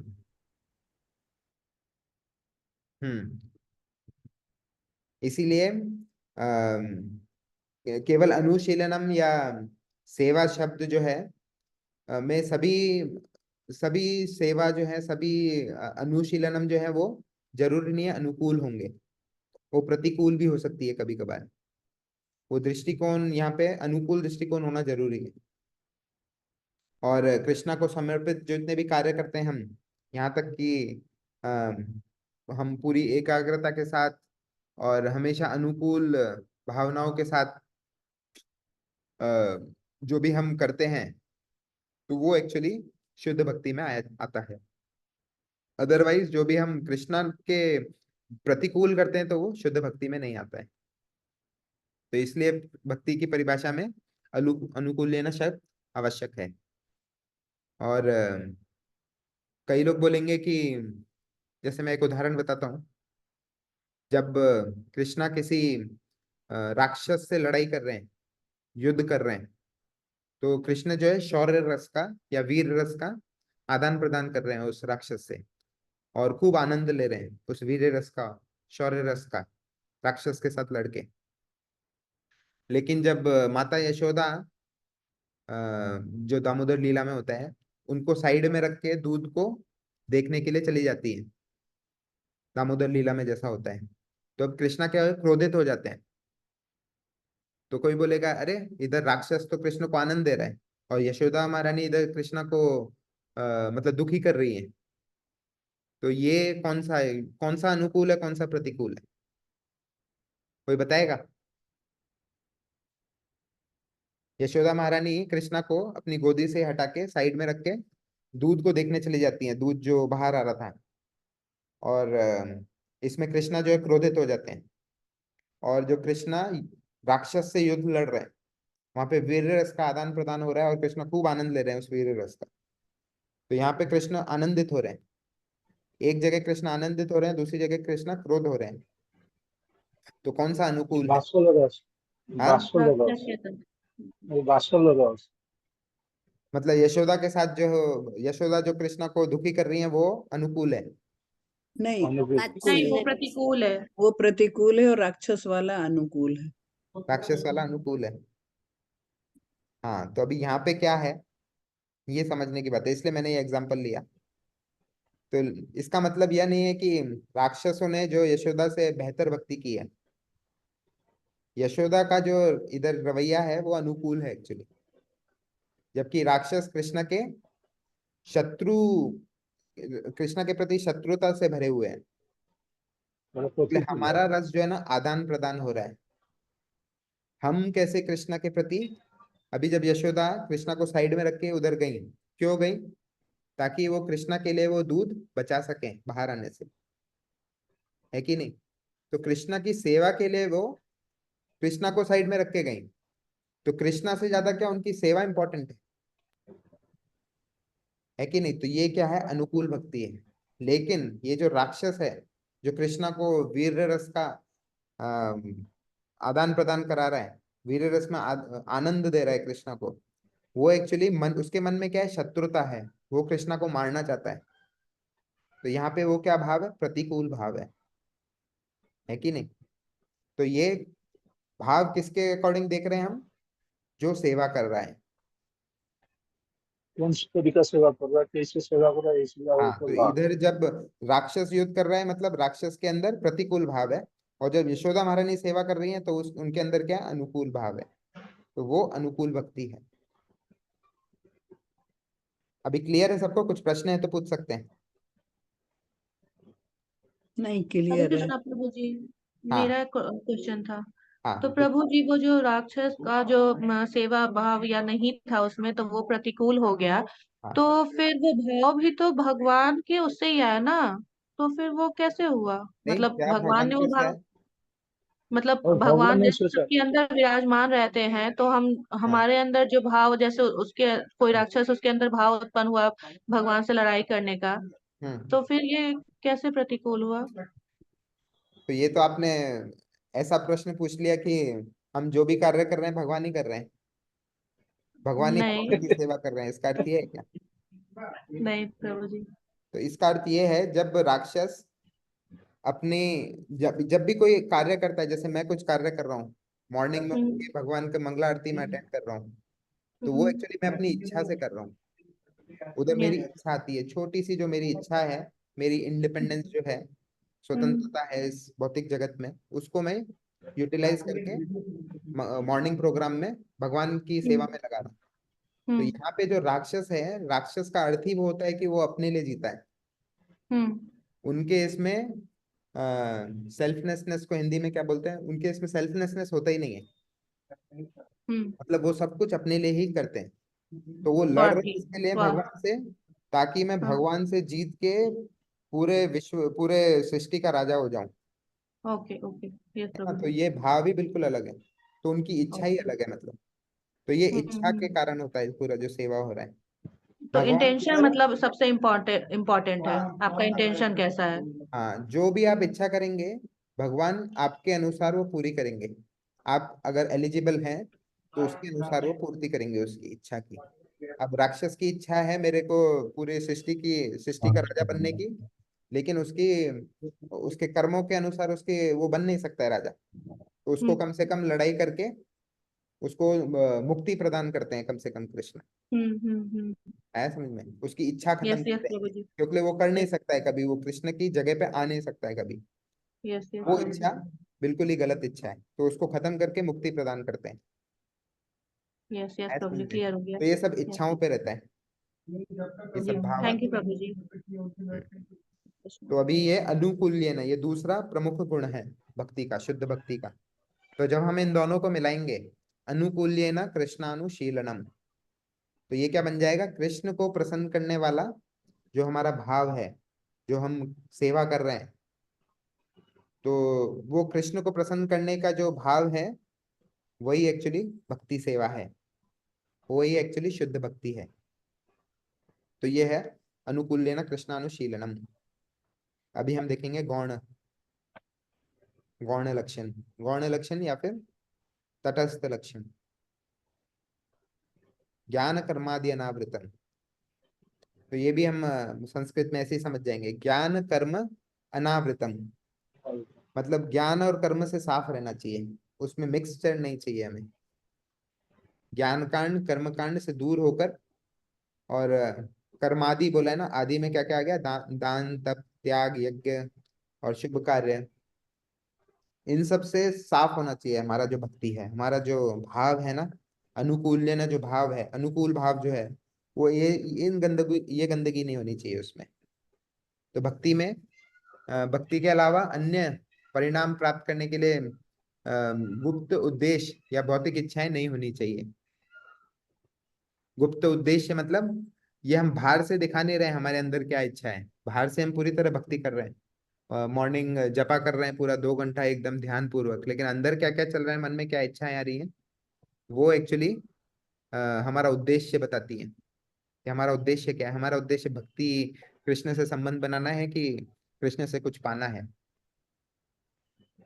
ना। तो जो भक्त कृष्ण को याद करता है और दूसरों को भी उन्हें याद करने के लिए प्रेरित करता है, तो उसी को एक्चुअली उसको ये ध्यान रखना चाहिए कि जब वो प्रेरित कर रहा है तो ज्ञान कर्म और जितने भी अलग अलग अंश हैं उन सब से साफ उसको प्रचार करना चाहिए, शुद्ध प्रचार करना चाहिए। और इसमें और बताया गया है, हाँ नेक्स्ट में, अभिलाषिता शून्यम ज्ञान कर्मादि अनावृतम और अन्य अभिलाषिता शून्यम, ये सबसे पहला लाइन है। अन्य अभिलाषा, अन्य अभिलाषा मतलब कोई और अभिलाषा नहीं होनी चाहिए, वो सब क्या होनी चाहिए, शून्य होनी चाहिए सारी अभिलाषाएं। कृष्ण की सेवा के अलावा और कोई अभिलाषा नहीं होनी चाहिए, भक्ति के अलावा अन्य सब आशाएं छोड़कर। तो भक्ति के अलावा मतलब भक्ति मतलब सेवा, कृष्ण के प्रति सेवा। तो अन्य अभिलाषिता शून्यम, तो अभिलाषा का शाब्दिक अर्थ है इच्छाएं, हमारी जो इच्छाएं होती हैं। और भौतिक इच्छाओं जो व्यक्ति के स्वभाव जितनी ही गहरी होती हैं, इसलिए उसको अभिलाषा बोलते हैं। जब मैंने बोल दिया मेरी इच्छाएं हैं, मेरी इच्छा है कि आज मुझे ये मिले खाने के लिए, तो वो इच्छा हो गई। लेकिन जब अभिलाषा होती है, अभिलाषा का अर्थ है मेरा स्वभाव से कनेक्शन हो जाता है उधर, जो मेरे स्वरूप का, जो मेरा जो आत्मा का जो स्वभाव है उससे जब कनेक्शन होता है तो उसको बोलते हैं अभिलाषा। मतलब ये इच्छा से भी गहरी चीज है अभिलाषा। जैसे हम भरोसा बोलते हैं, भरोसा, और और बोलते हैं हम फेथ को क्या बोलते हैं, विश्वास। हाँ भरोसा, विश्वास और श्रद्धा। भरोसा, विश्वास और श्रद्धा। तो भरोसा क्या है, आप अपने ऊपर ही रखते हैं भरोसा, और विश्वास आप दूसरे के ऊपर रख सकते हैं, और श्रद्धा जो है वो केवल आप भगवान से ही रख सकते हैं, भगवान के प्रति ही होती है श्रद्धा। अगर आप गलत प्रयोग कर रहे हैं तीनों शब्दों का, तो ये असली शब्द, असली अर्थ है इनका, भरोसा, विश्वास और श्रद्धा। भरोसा अपने ऊपर ही मुझे रहता है, और मुझे क्वेश्चन, भरोसा तो भगवान का ऊपर रखना है। हाँ वो बोलने के लिए हम गलत बोलते हैं, वो भरोसा नहीं है, भरोसा अपने ऊपर ही होता है हमेशा। नहीं, सोचना भरोसा तो भगवान का ऊपर करना है ना, अपना ऊपर करना है। हाँ मतलब अभी जैसे हम इंग्लिश में इसको बोलते हैं बिलीव्स, ट्रस्ट हाँ, और फेथ। बिलीव में जैसे मैं इंग्लिश में बोलूंगा I don't believe this, I believe in this, कि मेरे को इसी पे भरोसा है, मेरे को और किसी पे भरोसा नहीं है। तो भरोसा क्या है, मेरे ऊपर ही चल रहा है, मैं जरूर आता है उसमें, मेरा कृष्ण के प्रति भरोसा है, तो हमेशा मैं जरूर आएगा भरोसा में। लेकिन विश्वास, विश्वास क्या है, दूसरे के प्रति होता है वो, इसमें दो आत्माएं आ जाती हैं, दो से ज्यादा आत्माएं आ जाती हैं, तो उधर विश्वास होता है। और तीसरा है श्रद्धा, जैसे विश्वास बाहर जाता है, श्रद्धा अंदर जाती है, अंदर मतलब भगवान के प्रति, तो उसको श्रद्धा बोलते हैं। तो अभी लेकिन यहाँ काम पे, तो हाँ वो जो ये तो जितने श्रद्धा, विश्वास, भरोसा, ये सब तो भगवान का ऊपर करना है। अलग हाँ अलग सोचेगा तो भक्ति नहीं होगा। हाँ बराबर, मतलब आपका श्रद्धा भी प्रश्न है भगवान कि आप का पॉइंट बोल ऊपर, रहे हैं। श्रद्धा भी भगवान का ऊपर, भरोसा भी भगवान का ऊपर, और ये हाँ इन तीनों आस्था के भी मतलब भगवान के ऊपर। इनका तीनों का जो अर्थ है ना बहुत ही वो है, बारीक है। इन बारीक अर्थात मतलब बहुत ही कम डिफरेंस है, तीनों एक ही चीज बताते हैं, लेकिन कहाँ किस तरफ डायरेक्ट होता है वो ये तीनों का अलग अलग आता है। नहीं, डायरेक्ट करना तो भक्ति नहीं है। जब जब तक भगवान का ऊपर श्रद्धा, विश्वास, भरोसा सब कुछ हम्म उसी का ऊपर, अगर तब आपकी जाके श्रद्धा भक्ति। हो गई भगवान के प्रति, तो भरोसा और विश्वास हाँ, अपने आप हो जाएगा। तो श्रद्धा सबसे सूक्ष्म है, जब श्रद्धा हो जाती है तो भरोसा विश्वास अपने आप ही हो जाएगा। लेकिन केवल भरोसा है तो विश्वास और श्रद्धा नहीं आएगा जब तक। तो ये 3 लेवल है अलग अलग, और श्रद्धा में सब कुछ सम्मिलित है। श्रद्धा सबसे सर्वोपरि, में इसलिए सब कुछ श्रद्धा बोला जाता है, भक्ति के प्रति, भगवान के प्रति श्रद्धा। और श्रद्धा से ही हमारी भक्ति स्टार्ट होती है। वो जो नवविधा भक्ति और उसमें आता है ना, 9 स्टेजेस ऑफ भक्ति, तो वो श्रद्धा से स्टार्ट होता है। ठीक है, ये तो मैंने ऐसे ही एक्स्ट्रा बोला, ये आगे हम और डिस्कस करेंगे आगे के चैप्टरों में, अध्यायों में। लेकिन अभी इधर इंपॉर्टेंट क्या है, अन्य अभिलाषिता शून्यम, और कोई अभिलाषा नहीं है। तो अभिलाषा में क्या, सब कुछ आ जाता है, इच्छाएं आ जाती हैं, और आपकी सुरक्षा के लिए जो भी आप इच्छाएं कर रहे हैं वो भी ये सब आ जाती हैं, आपके जीवन के लिए, आप जीवन व्यापन करने के लिए जो भी इच्छाएं कर रहे हैं वो भी सब आ जाती है, सब आ जाता है अभिलाषा में। तो इसलिए अन्य अभिलाषिता शून्यम। अभी कोई बोलेगा, अरे तो मैं खाऊं पीऊं नहीं क्या, रहूं नहीं क्या, मैं जॉब वॉब नहीं करूं क्या, कुछ नहीं करूं क्या, केवल भगवान का नाम लेता रहूं? अन्य अभिलाषिता शून्यम, और कोई अभिलाषा ही नहीं चाहिए मुझे। अगर मुझे भूख लग रही है और मेरी इच्छा हो रही है खाने की, तो मतलब वो इच्छा भी बेकार है। तो बहुत सोच समझ के लिखा है इधर रूप गोस्वामी ने, अन्य अभिलाषिता शून्यम। तो इसलिए जो, यह भौतिक और हाँ भौतिक चीज इच्छा प्रकाश नहीं करनी। हाँ, अभी ये भौतिक तो इच्छा ये जैसे, तो अभी मैं एक उदाहरण देता हूँ आपको। जैसे मैं किसी देश में गया, और वो देश में मेरे को कुछ पता नहीं है, कुछ भाषा नहीं आती, और मैं ऐसे जगह चला गया, ऐसी गली में घुस गया जहाँ पे सब गुंडे ही गुंडे हैं, वो आने वाले हैं आपको लूटने के लिए। तो वहां पे आप क्या करेंगे?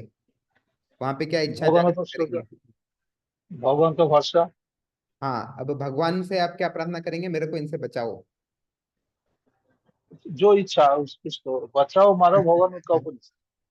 लेकिन जब हम उस स्थिति में जाएंगे तब हमें याद आएगा। जब हम उस स्थिति में रहेंगे ना, जब हमें सब कोई मारने आ रहा है हमें, जैसे अभी द्रौपदी देखो, द्रौपदी, उसके आसपास सब उसके संरक्षण करने वाले थे, लेकिन फिर भी उनको कोई बचाने नहीं आया। तो द्रौपदी ने क्या इच्छा की लास्ट में? हे गोविंद, हे गोविंद मुझे बचाइए। लास्ट में हाथ ऊपर करके गोविंद के प्रति उन्होंने पूरा समर्पण कर दिया। तो अब क्या बोलेंगे, द्रौपदी जो शुद्ध भक्त नहीं है, उन्होंने तो अभिलाषा कर ली अपने आप को बचाने के लिए। पहले वो गलत, पहले से वो गलत सोचा था। हाँ पहले इंडिपेंडेंट हो गया था, जब इंडिपेंडेंट हाँ छोड़ दिया कुछ होने हाँ, के बाद, तब पहले जाके भगवान इंडिपेंडेंट को इच्छा किया, उसके बाद फिर कुछ कोई बचाने नहीं आया, तो फिर भगवान के प्रति समर्पित हो गई। हाँ, तो अभी, पहले यदि भगवान पर पूरा भरोसा हो जाता तो कोई दिक्कत नहीं था। हाँ लेकिन, पहले यदि भगवान पर अभी जब द्रौपदी ये इच्छा कर रही है, ये इच्छा क्या अनुकूल इच्छा है कि प्रतिकूल इच्छा है, बताइए?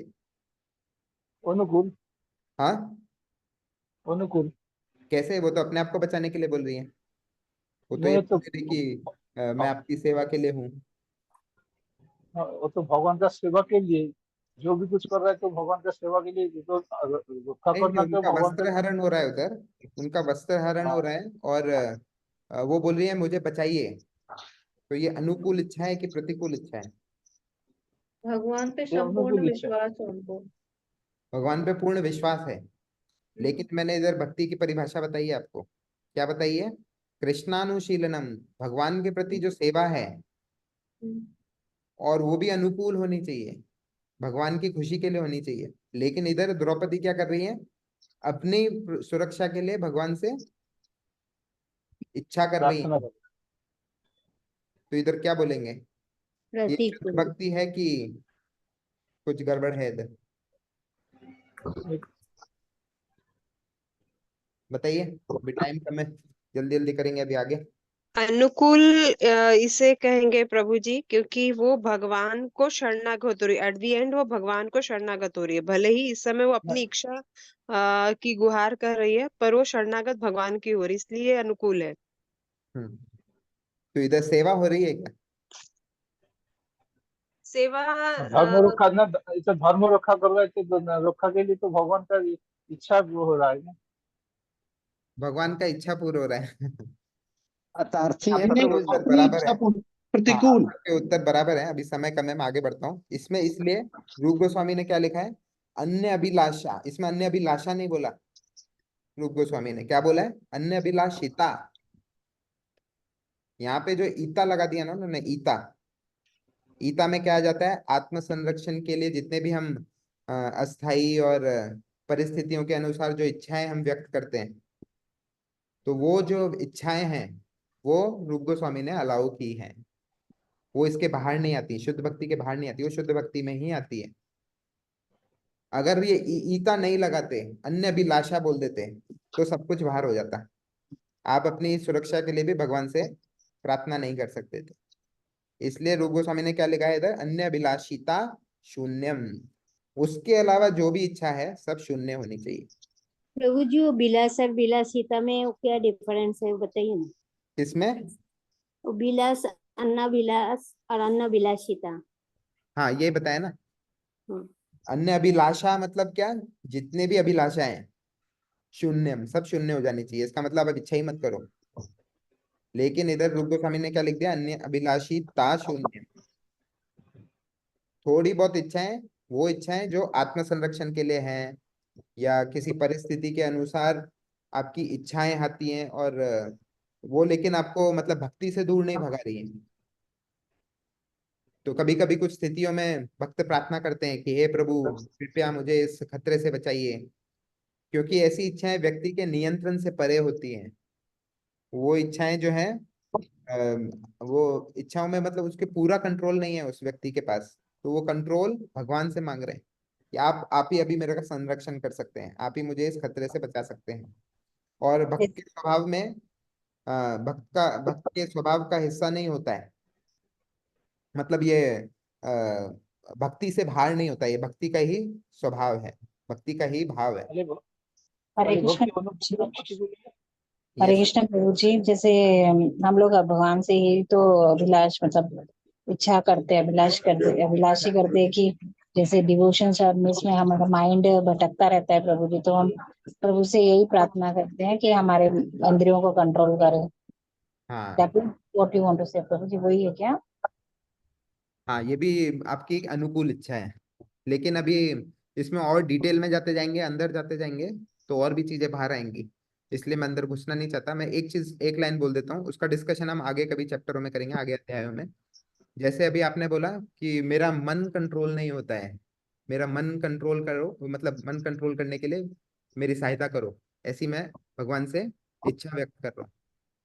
तो इसका अर्थ क्या है, मैं अभी, मेरा मन कंट्रोल में नहीं है, मतलब क्या है, मैं मन का दास हूं अभी, है कि नहीं? अगर मैं मन का दास हूं तो मन हमेशा आपको परेशान करता ही रहेगा।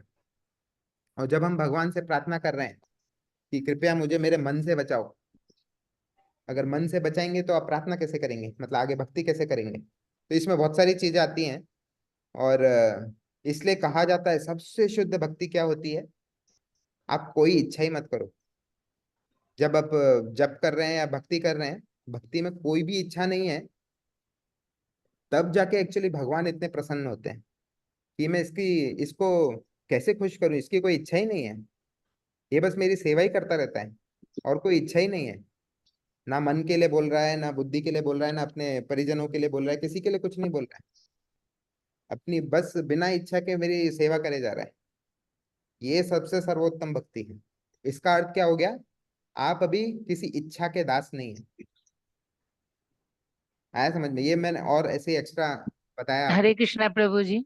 हाँ। तो ये आपने जो द्रौपदी का एग्जाम्पल दिया यहाँ प्रभु जी, हम्म, भरोसा विश्वास और श्रद्धा, इसमें हाँ। क्या आया था प्रभु जी? भरोसा, विश्वास और श्रद्धा, श्रद्धा, जी प्रभु जी। ये तीनों एक ही चीज हैं। भरोसा, विश्वास और श्रद्धा, लेकिन तीनों के अलग अलग क्या बोलेंगे, क्लासिफिकेशन में उनका जो इसको, डेफिनेशन हाँ, अलग, उसका डेफिनेशन अलग अलग। थोड़ा माइन्यूट है। माइन्यूट मतलब थोड़ा हाँ सा सूक्ष्म है इसका। सिचुएशन के हिसाब से प्रभु जी, हाँ, सिचुएशन के हिसाब से। सिचुएशन नहीं, नहीं नहीं, सिचुएशन के हिसाब से नहीं। ये जो श्रद्धा, जैसे सबसे पहला शब्द है भरोसा। भरोसा हमेशा जो है ना, किसी पर आधारित रहता है, मेरे पर आधारित होगा भरोसा, भरोसा जी मैं भी जी कर सकता है जी, ना। अपने और ऊपर भरोसा विश्वास, भी भरोसा होनी कितना चाहिए जी। हाँ भरोसा भी हो, कितना भरोसा वो भी देखना पड़ता हाँ, तो भरोसा का जो है अलग अलग शब्द वो है, मतलब बिल्कुल ही ऊपर का लेवल है भरोसा, श्रद्धा का सबसे ऊपर का लेवल। और उसके बाद आता है विश्वास। विश्वास जो कि इंग्लिश में बोलते हैं उसको ट्रस्ट। जब भी हम कोई नोट लेते हैं 100 रुपए का या 500 रुपए का, उस पे क्या लिखा रहता है? I trust the bearer. जिसको मैं पैसा दे रहा हूँ उसको मैं विश्वास करके दे रहा हूँ कि ये 100 रुपए का नोट ही है, और ये गवर्नमेंट ने हमें स्टैम्प करके दिया है कि ये नोट से आप 500 रुपए की कोई भी चीज खरीद सकते हो, है कि नहीं? तो क्या हो गया? विश्वास। प्रभु जी हरे कृष्णा, धन्यवाद हाँ। प्रणाम। प्रभु जी जो कृष्णा का ऊपर हम लोग को डाउट नहीं होना चाहिए, विश्वास होना चाहिए, यही है ना? जो पूर्ण विश्वास हमारा कृष्णा का ऊपर हमारा होना चाहिए, हाँ, कभी तो डाउट मैं क्या नहीं बोल रहा होना। हूँ, आप भरोसा करो, विश्वास करो या श्रद्धा करो, सब एक ही है। एक ही बात है। सब एक ही है, बस मैं शब्द का आपको अलग अलग मन वो बता रहा हूँ, इसका मीनिंग। श्रद्धा क्या हो गया? श्रद्धा मतलब एकदम ही सूक्ष्म होता है। जब श्रद्धा जागृत हो जाती है तो अपने आप ही विश्वास हो जाता है, अपने आप ही भरोसा हो जाता है। तो श्रद्धा जो है एकदम सूक्ष्म रहती है, और हमेशा भगवान के प्रति हमें हमारी जो है ना श्रद्धा रहती है। जब श्रद्धा जागृत हो जाती है तब एक्चुअली हम भक्ति में आगे प्रगति करते हैं। तो इसलिए जब हम बोलते हैं ना कि जो 9 स्टेजेस हैं भक्ति में आगे बढ़ने के, सबसे पहला क्या आता है? श्रद्धा। श्रद्धा के बाद क्या रहता है फिर? साधु संग, अनर्थ निवृत्ति, ये सब अलग अलग भजन क्रिया, ये सब अलग अलग स्टेजेस आते हैं सबसे पहले श्रद्धा से। और कृष्णा भी जो है भगवत गीता में सब जगह क्या लिखते हैं? श्रद्धा, है कि नहीं? क्योंकि कृष्णा को आत्मा से संबंध बनाना है, शरीर से संबंध नहीं बनाना है ना? इसका डिटेल में और भी करेंगे आप, ये याद करने का भी जरूरत नहीं है आपको। भरोसा, विश्वास और शब्द श्रद्धा, ये तो मैं। नहीं प्रभु जी, मतलब ये मैं बोली कि जब मतलब द्रौपदी को श्रद्धा वो था, हाँ और इसीलिए उनको पूरा विश्वास और भरोसा था कि प्रभु आएंगे ही आएंगे, तो हाँ, पहले श्रद्धा था इसीलिए। इसको एक और बोल सकते हैं, द्रौपदी ने केवल भगवान से, कृष्ण से ही शरण ली। वो चाहती तो ये महादेव को बुला सकती थी, किसी को भी बुला सकती, लेकिन किसकी शरण ली? कृष्णा की शरण। भगवान कृष्ण। कृष्णानुशीलनम, तो इसलिए वो अनुकूल भक्ति है। थैंक यू प्रभु जी, हरे कृष्ण। ठीक है, ये थे तटस्थ लक्षण। तटस्थ लक्षण के बाद अभी कोई बोलेगा कि अरे इसके प्रमाण क्या है? ये तो रूप गोस्वामी ने लिख दिया, शुद्ध भक्ति की परिभाषा। अभी इसके प्रमाण क्या है? तो ऐसे ही नारद पंचरात्र में एक श्लोक आता है, सर्वोपाधि विनिर्मुक्तम तत्परत्वेन निर्मलम ऋषिकेण ऋषिकेशम सेवनम भक्तिरुत्तमा। तो ये भी सबसे महत्वपूर्ण श्लोक है, ये भी आपको याद करना है। मुझे इसका पीडीएफ तो पिछली बार हाँ हाँ, पीडीएफ मैं नहीं शेयर भेजा। करूंगा, पहला वाला भी मैंने शेयर किया, लेट किया लेकिन। तो एक बार इसको रिसाइट करेंगे, सब मेरे पीछे बोलिएगा। सर्वोपाधि विनिर्मुक्तम सर्वोपाधि सर्वोपाधि तत्परत्वेन निर्मलम निर्मलम ऋषिकेन ऋषिकेशम ये पूरा नहीं लिख रहे। सेवनम भक्तिरुत्तमा। सेवनम हाँ, तो ये श्लोक भी जो है सेम अन्य अभिलाषिता जैसा ही है, इसमें भी सब कुछ अन्य अभिलाषिता जैसा ही बताया है। तो इसका मैंने शायद कंपेरिजन डाला है। हाँ, तो इसमें शुद्ध भक्ति की जो व्याख्या की है वो नारद पंचरात्रा से भी हम कंपेयर किया है।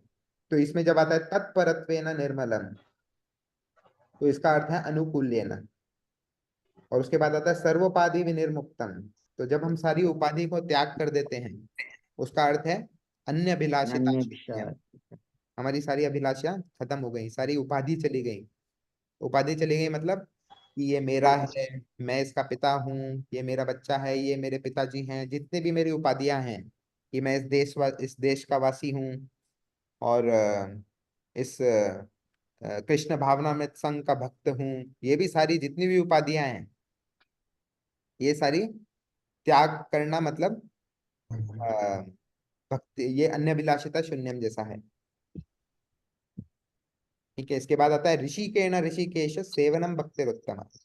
तो ऋषिकेण ऋषिकेश मतलब इंद्रियों से इंद्रिय स्वामी की सेवा करना।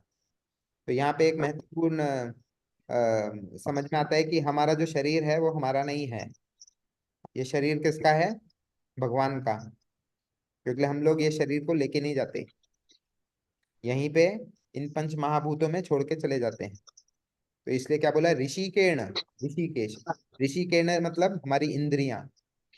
किसकी हैं ये इंद्रियां? ऋषिकेश। कोई बोलेगा नहीं नहीं, ये तो मेरी इंद्रियां हैं, मैं हाथ उठा रहा हूँ, मैं मुंह से बोल रहा हूँ, मैं मुंह से बोल रहा हूँ, लेकिन मैंने अभी ये किस पे किराए पे ली हुई है, मैं इसका उपयोग कर रहा हूँ इस शरीर का। है किसकी एक्चुअली में? ऋषिकेश की। जो मेरी वाक शक्ति है वो किसके द्वारा आ रही है? और जो मैं सुन पा रहा हूँ वो किसके द्वारा सुन पा रहा हूँ? ये देवता हैं, सबके अलग अलग देवता हैं। वाक के अलग अच्छा देवता भगवान। हैं, सुनने के अलग देवता हैं, दिग देवता बोलते हैं जैसे, सबके अलग अलग देवता हैं जो कि मेरे को शक्ति दे रहे हैं बोलने के लिए, सुनने के लिए, देखने के लिए। तो ये सब जो है किसके, ये देवतागण किसके निर्देश में काम करते हैं? ऋषिकेश के। तो इसलिए क्या बोला, अच्छा भगवान। ऋषिकेश सेवनम। हरे कृष्णा प्रभु जी, ये ऋषिकेण और ऋषिकेश दो हाँ शब्द तो अलग अलग हुए। ऋषिकेश ऋषिकेश भगवान। तो भगवान हुए और हाँ, ऋषिकेण ऋषिकेण जो है ना, सबसे पहला शब्द जो है वो है इंद्रिय, हमारी इंद्रिय। इंद्रिय। उसको भी इंद्रिय थैंक बोलते यू। हैं, हरे ऋषि को भी कृष्णा। इंद्रिय बोलते हैं। जो भगवान का नाम है ना ऋषिकेश, ऋषिकेश मतलब सारे इंद्रियों के स्वामी, ओके। और ऋषिकेण मतलब इंद्रियां। अब हरे ऋषि के कृष्णा, मतलब थैंक यू। इंद्रियों के स्वामी कौन है? ऋषिकेश। उनकी सेवा में जब हम इंद्रिय लगाते हैं तो उसको बोलते हैं कृष्णानुशीलनम। कृष्ण की सेवा में हम अपनी इंद्रियों को लगा रहे हैं, हमारे शरीर बुद्धि और शरीर मन और वाक को, शब्द वपु। हाँ, और लास्ट में आता है निर्मलम। निर्मलम मतलब अनर्थ रहित।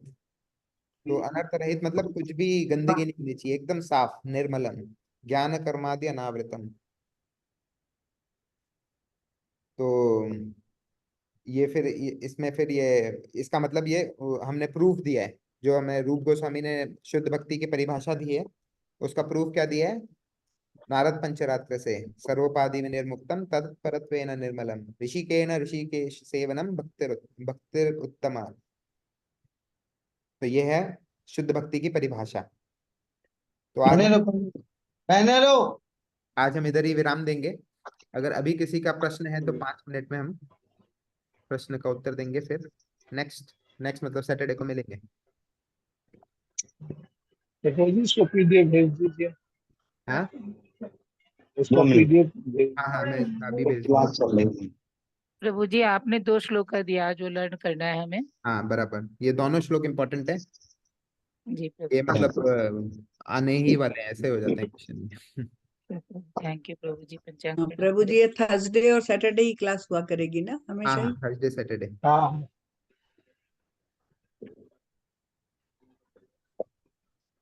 ठीक है प्रभु जी। हरे कृष्णा। प्लीज पीडीएफ भेज धन्यवाद दीजिएगा सभी प्रभु। का, आप सबका धन्यवाद। हरे कृष्णा। सैटरडे को फिर हम पहले अध्याय से स्टार्ट करेंगे। हरे कृष्णा प्रभु जी, हरे दंडवत प्रणाम। कृष्णा हरे कृष्णा प्रभु जी, दंडवत प्रणाम। हरे कृष्णा प्रभु जी, पंचम। हरे कृष्ण।